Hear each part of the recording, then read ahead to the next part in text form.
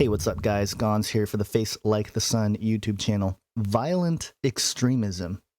What does that mean? That's what I'm going to talk about today. Actually, a lot of people have been talking about it in the last few days, and I'm just doing my part to spread the news about this because there is a media blackout on this topic. The source here, the Department of Justice, on September 28th, actually, there was a published document here. Launch of Strong Cities Network to strengthen community resilience against violent extremism. And the community of conspiracy theorists are kind of looking at this, but it goes beyond conspiracy theorists here. I think it's important for us to look at no matter where you stand on the conspiracy theory scale, because it's clear that this is part of the United Nations and the whole agenda for global governance. And this is a major step in that direction. And we knew that September, October would be big for these things, and it's happening. They're implementing all the groundworks to create global governance. And the United States is the center, the hub for this. And it's unprecedented for the UN to start, unleashing all these things. It's no surprise, though. Obama has been a puppet for the UN since the beginning, and here we are in his last year. All these things are being pushed out into the public, all the groundworks. So here we go. Violent extremism. What does it mean? Cities are vital partners in international efforts to build social cohesion and resilience to violent extremism.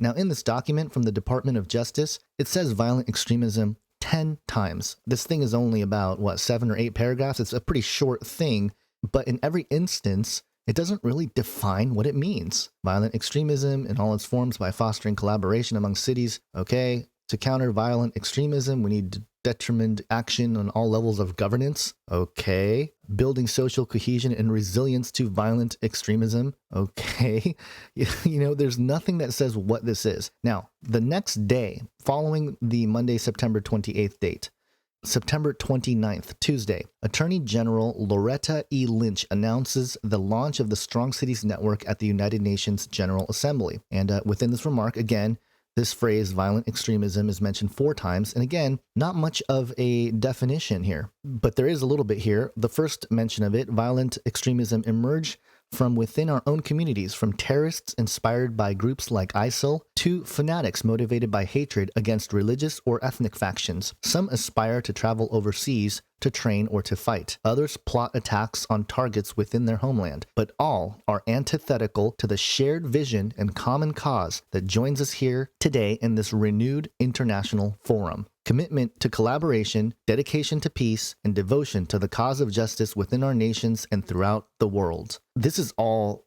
rhetoric, political rhetoric to dress up the coming New World Order, okay? I mean, it's plain here. And again, every other use of violent extremism here doesn't define it any more than what we saw in the last paragraph. And it just talks about eradicating violent extremism. So if you go to this website, strongcitiesnetwork.org, this is the hub of the idea of getting rid of violent extremism. Strong cities inspiring local resilience on a global scale. A global network of local authorities united in building resilience to prevent violent extremism. Okay? Now, if you go to the About Us page and you go to this question, how is the Strong Cities Network structured? It tells us that this whole Strong Cities Network is run by the Institute for Strategic Dialogue, a London-based think and do tank with a long-standing track record of working to prevent violent extremism across all forums. So let's take a look at the Institute for Strategic Dialogue. You have the inverted triangle there, and here it is. You have the Board of Trustees, and this pretty much gives it away, okay? The first name mentioned here, Peter Baldwin, he is the history professor at UCLA, but then you go down, you keep going, you have Roland Berger of Strategy Consultant, and here's Roland Berger's website. If you go to the company profile, here it says at Roland Berger, we combine sound analysis with creative strategies that generate real and sustainable value for the client. We develop and consolidate our expertise in global competence centers that focus on specific industries and functional issues. So again, this is an organization committed to globalization. Then you have Dr. Matthias Dopfner, who is the CEO of Axel Springer. And if we go to the Axel Springer website, it's very interesting. Here's a brief bio of Axel Springer going through here. In January of 1958, Axel Springer travels to Moscow and meets Nikita Khrushchev, He tries in vain to gain the Kremlin's support for the reunification of Germany. Now, Nikita Khrushchev, interestingly enough, is a Russian politician, and you can go through and read this, but basically there's a lot of shadiness surrounding this guy and the Soviet Union, and his connection to Stalin is pretty substantial. And one of the major things that this guy has in connection to the Russian space program is the launch of Sputnik. So, there's this tie in here with the space program as well, which is very interesting, the public space program of Russia. So in any case, this guy, the guy that runs or CEO of Axel Springer is part of this board of trustees as well. And I encourage you to, I'm going to leave links. I encourage you to go through and do your own study on these things, because I'm sure there's a lot of things that can be uncovered that, I just don't have time for in a short video here. You have Stuart Fiertz. He's the president and director of research at Cheyne Capital Management. Cheyne Capital Management, it says here that, I didn't go through the whole document here, but I can't even access this website unless I agree with the eligibility criteria that is outlined. And so I didn't really bother at that point. But here's another gentleman that is part of the board of trustees. Then you get into some crazy stuff here. You get a bunch of people who are part of the House of Lords in England. You also have the Oceania investment. But just getting back to the House of Lords real quick, the House of Lords is the upper house of the Parliament of the United Kingdom. And, it's like the House of Commons, and there are appointed members in the House of Lords, and is made up of Lords Spiritual and Lords Temporal. And there are currently 773 sitting lords. And the House of Lords is the only upper house of any bicameral parliament to be larger than its respective lower house. And so there you have it. The control mechanism, the people behind this inspiring local resilience on a global scale, strong cities, are globalists. Okay, I mean, it's plain and simple. And so the agenda is very clear, very simple to point out. Now, a couple other things concerning counter-extremism. If you go to the Institute for Strategic Dialogue website, there is a whole section on counter-extremism. Here's what they say. The growth of extremism, violent and nonviolent, is one of the key social and political changes facing Western societies today. Far-right political parties are making headway in elections across Europe. Populist sentiments are circulating, extremist groups and networks are growing in confidence, and terrorist groups and lone wolf individuals of different kinds continue to aim to commit violent acts and strike terror into communities.